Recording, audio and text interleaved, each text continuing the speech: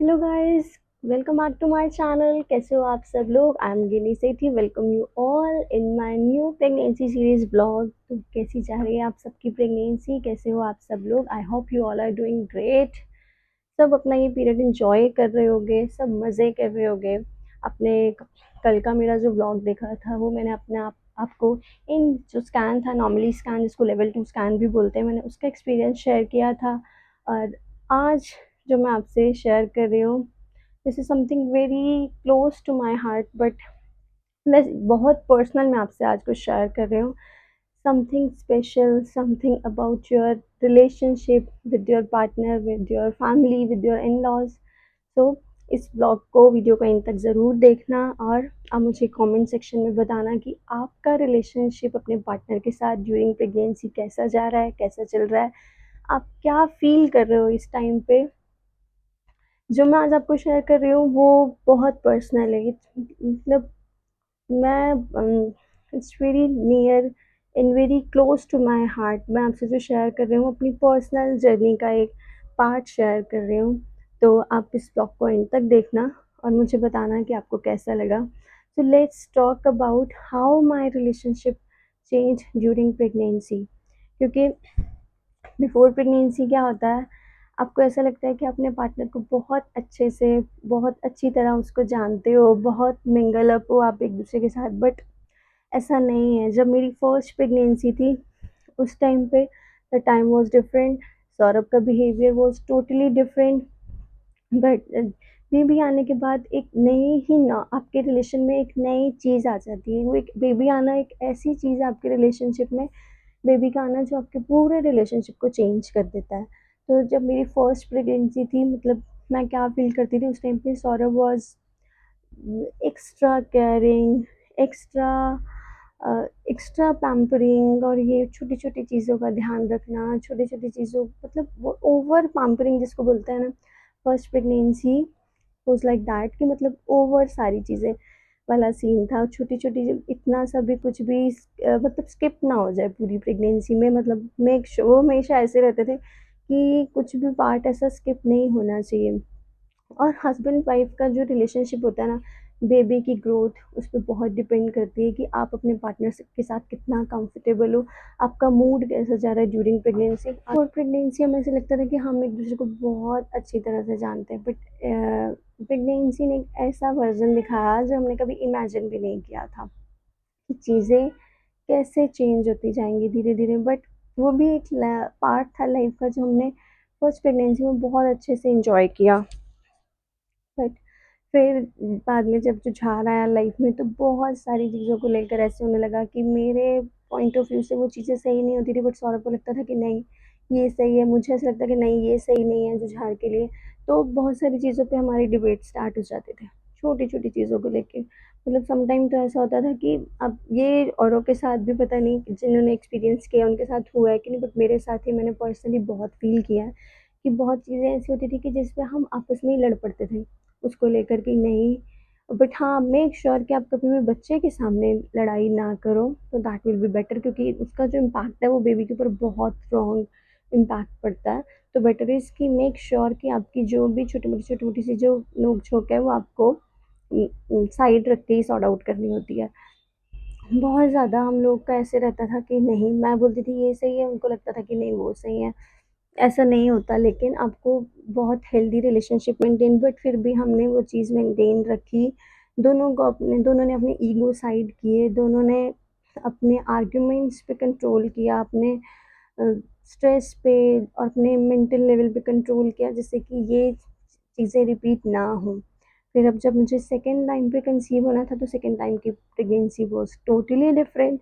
तो मतलब second time पे तो होता है कि हाँ प्रेग्नेंट है, मतलब पहले भी तो थी, अब भी है, नथिंग स्पेशल। और मुझे ऐसा लगता है ड्यूरिंग प्रेगनेंसी आप बहुत ज़्यादा इमोशनल हो जाते हो, बहुत ज़्यादा अपने पार्टनर पे डिपेंडेंट हो जाते हो। और सेम मुझे भी ऐसे ही था, जब मुझे स्टार्टिंग में कंसीव हुआ तो एक दो बार मुझे ऐसे फील हुआ कि मैं ऑफिस में हूँ और सौरभ ने मुझे कॉल करके पूछा नहीं कि क्या चल रहा है, कैसा नहीं है।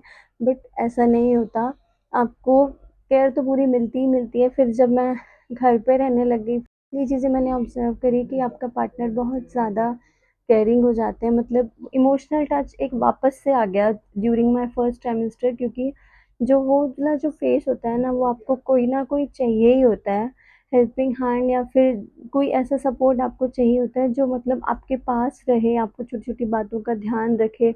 ऐसा होता था कि सौरभ की नाइट आवर्स की शिफ्टिंग होती थी, नाइट आवर्स में वो जब शिफ्ट करते थे, by luck, I can say by God grace, उनका वर्क फ्रॉम होम ही है। तो इस चीज़ का मुझे बहुत सपोर्ट रहा, क्योंकि अगर मुझे थोड़ा-सा भी ऐसे नौसिया फ़ील होता था, वॉमिट होती थी, तो एकदम से उठ जाते थे। अगर वो रात को लेट भी सो रहे हैं तो फ्रैक्शन ऑफ सेकंड में मेरी वॉमिट की आवाज़ सुनते ही वो उठ जाते थे, और मुझे सेम टाइम कुछ ना कुछ खाने के लिए देना, और हर थोड़ी-थोड़ी देर बाद पूछते रहना कि कुछ चाहिए, कुछ नहीं चाहिए। तो वो ये वाला जो पीरियड है, तो मैं और ज़्यादा इसको मैंने एन्जॉय करा। जो मैंने बिफ़ोर प्रेगनेंसी जो चीज़ें मैं मिस कर रही थी, मैंने सेकंड प्रेगनेंसी के फर्स्ट ट्राइमेस्टर में बहुत ज़्यादा एन्जॉय करी। वो जो एक इमोशनल टच आपको चाहिए होता है ना, चलो आपकी कोई केयर कर रहा है, that is something different, but ये जो इमोशनल टच आपको चाहिए होता है, हाँ, वो मुझे अपने पार्टनर से मिला उस टाइम पे, क्योंकि उस टाइम पर आपको एक केयर के साथ-साथ एक इमोशनल फ़ील चाहिए होता है, क्योंकि आपके मूड स्विंग्स बहुत ज़्यादा होते हैं। मुझे भी ऐसा होता था कि मैं परेशान होती थी, सम टाइम मेरे को बहुत रोना आ जाता था, सम टाइम ऐसा होता था कि मैं गुस्सा बहुत ज़्यादा आ जाता है, छोटे वो तो अभी भी आ जाता है। बट ये है कि उस टाइम पे भी जब हमारी अभी भी कभी अभी मेरा सेकंड ट्राइमेस्टर है, फर्स्ट ट्राइमेस्टर का तो फेज़ मैंने निकाल दिया, बट मैंने उसको बहुत अच्छे से एन्जॉय किया। मतलब मैंने ऐसे टाइम निकाला कि मेरा प्रॉपर मैंने बेड रेस्ट लिया। मेरी बॉडी नहीं अलाउ करती थी कुछ भी करना, तो मतलब वो बंदा सारा दिन लगे रहना, काम करना, मुझे मॉर्निंग में भी देखना।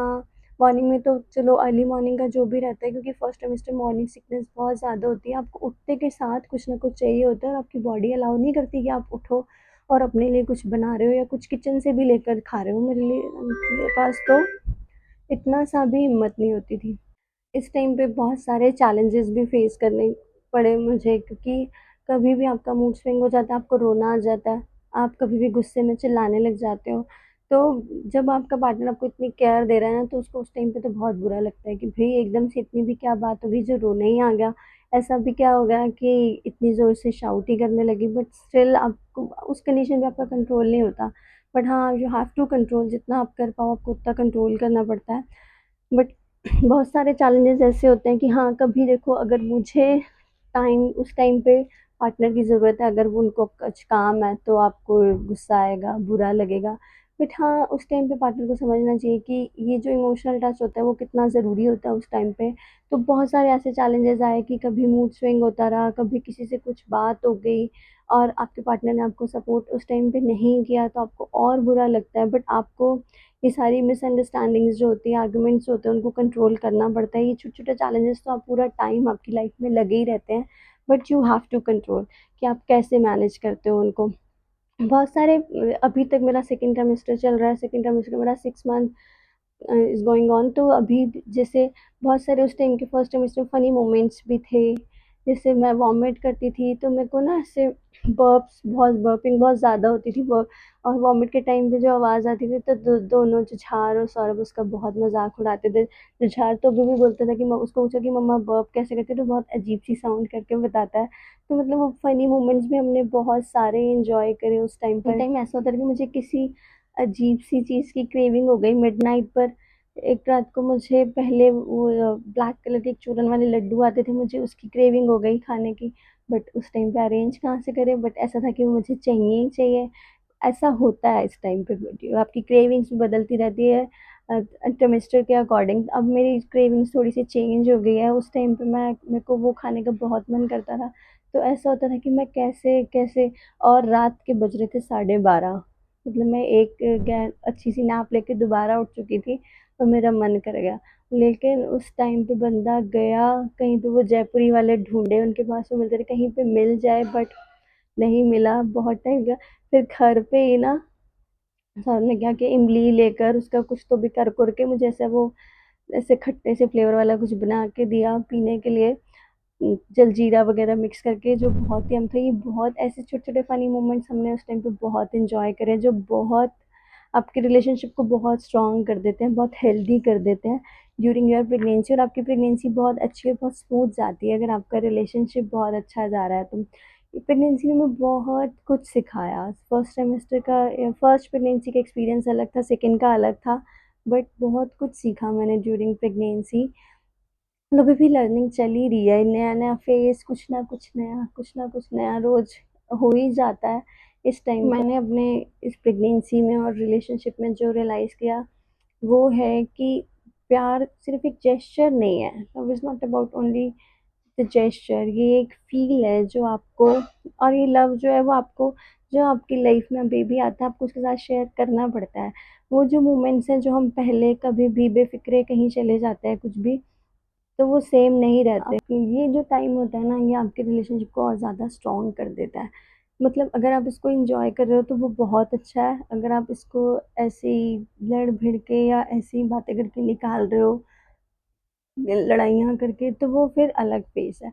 बट मैंने जो रियलाइज़ किया, वो बहुत सारी चीज़ें हैं, जो इमोशनल टच मैंने फ़ील करा, वो आपको और आपके पार्टनर के और ज़्यादा क्लोज़ कर देता है। तो एट द एंड मैं आपको यही बोलूँगी, ये this journey is very special. ये आपकी लाइफ का नया चैप्टर स्टार्ट हो जाता है जब आपकी बेबी आपके हाथ में आता है। सो मेक श्योर कि आपका रिलेशनशिप उतना ही हेल्दी रहे, उतना स्ट्रॉन्ग रहे, उतना ही आप एक दूसरे के लिए इमोशनली और पेशेंटली आप वर्क करो, दोनों को मतलब इक्वल टाइम दो, दोनों को दूसरे को टाइम दो। बेबी इज़ इम्पॉर्टेंट, साथ साथ वाइफ एंड हस्बैंड दोनों के लिए एक दूसरे की इम्पोर्टेंस बहुत ज़्यादा होती है। बट आप सबका रिलेशन अच्छा रहे, टाइम आपको टेस्ट करेगा, मैं वापस से बोल रही हूँ, बट बी काम, अपने रिलेशनशिप को बहुत अच्छे से आगे बढ़ाओ, आपकी ये जर्नी बहुत अच्छी रहे। My good wishes and love to all mom to be and dad to be. तो आज का ब्लॉग यहीं एंड करते हैं, मिलूंगी मैं आपके नेक्स्ट ब्लॉग में। Till then bye. Do subscribe my channel, like and share my video with your family and your friends. Thanks for watching.